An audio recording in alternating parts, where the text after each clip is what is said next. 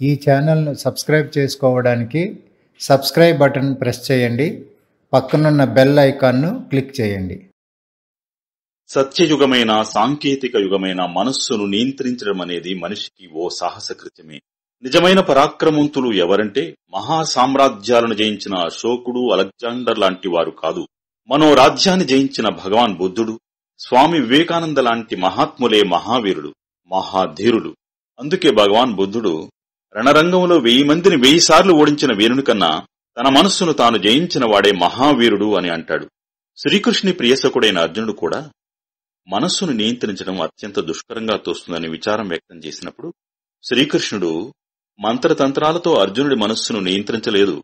అర్జునా, నిజమే, మనస్సును నియంత్రించడం చాలా కష్టమైనది అని అంగీకరిస్తూ మనస్సును అభ్యాస వైరాగ్యాలతో నియంత్రించవచ్చు అని సలహా ఇచ్చాడు. అంటే నీ మనస్సును నువ్వే నిగ్రహించడానికి ప్రయత్నించాలని శ్రీకృష్ణుడు అర్జునుడి ద్వారా మనందరికీ బోధించాడు. అభ్యాసం ప్రాధాన్యాన్ని వివరించే ఓ చిన్న కథను తెలుసుకుందాం. ఒకసారి ఓ మహారాజు తన రాజ్యంలోని పశువుల కాపురుల తెలివితేటల్ని పరీక్షించదలిచాడు. రాజభవనానికి వారందరినీ పిలిపించాడు. భటులకు ఒక్కొక్కరికి ఒక్కొక్క మేకను ఇవ్వమని ఆజ్ఞాపించాడు. ఆ మేకల్ని బలిష్టంగా పెంచిన వారికి 10,000 రూపాయలు బహుమానం ఇస్తానని ప్రకటించాడు. అయితే ఇక్కడికి వచ్చిన తర్వాత మేకలు ఆకులను తినకూడదు అని షరతు విధించాడు. మేకలు కడుపు నిండా ఆకులను తింటే వాటికి ముఖం మొత్తి వాటి జోలికి వెళ్లవు అని గ్రామస్తులు అనుకున్నారు. అందువల్ల మేకలకు మేత బాగా పెట్టి పశువుల కాపరులందరూ తమ మేకల్ని తోలుకుంటూ రాజస్థానానికి చేరుకున్నారు. రాజు అక్కడ ఆకుల కుప్పను వేయించాడు.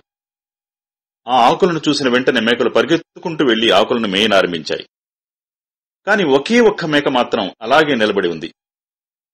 అప్పుడు రాజు ఆకుల్ని చూడగానే తినటానికి పరిగెత్తడం మేకల స్వభావం, అలాంటిది నీ మేక ఆకులు తినకుండా ఎలా ఉండగలిగింది అని పశువుల కాపరిని అడిగాడు. అందుకు అతడు, రాజా, మేక ముందు రోజు ఆకులు కుప్పవేసి అది తినటానికి నోరు తెరవగానే దాని మూతి మీద కర్రతో ఒక దెబ్బకు వేసేవాడని, అలా ప్రతిరోజు చేయటం వల్ల అది దెబ్బలకు భయపడి ఆకులను తినడం మానేసిందని చెప్పాడు.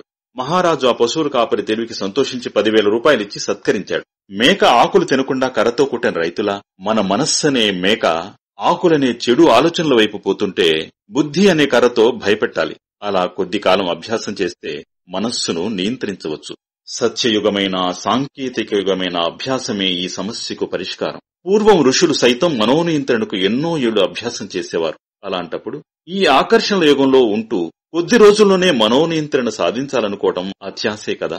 అందుకే ఓర్పుతో, పట్టుదలతో, విశ్వాసంతో నిరంతరం అభ్యాసం చేసినట్లయితే తప్పక మనోనియంత్రణ సాధ్యమవుతుంది. అప్పుడు ఈ కథలోని మహారాజు పశువుల కాపరి తెలివితేటలకు మెచ్చి బహుమానం ఇచ్చినట్లు భగవంతుడు మన కృషికి, శ్రద్ధకు మెచ్చి జీవిత లక్ష్యాన్ని సాధించేలా ఆశీర్వదిస్తాడు. ఇలాంటి మరెన్నో కథలు, కథనాల ద్వారా వ్యక్తిత్వానికి మెరుగులు దిద్దుతున్న శ్రీ రామకృష్ణ ప్రభ మాసపత్రికను చదవండి, చదివించండి. వివరాలకు శ్రీ రామకృష్ణ ప్రభ, రామకృష్ణ మఠం, దోమలగూడ, హైదరాబాద్ 5,29,000. ఫోన్ 880184949494.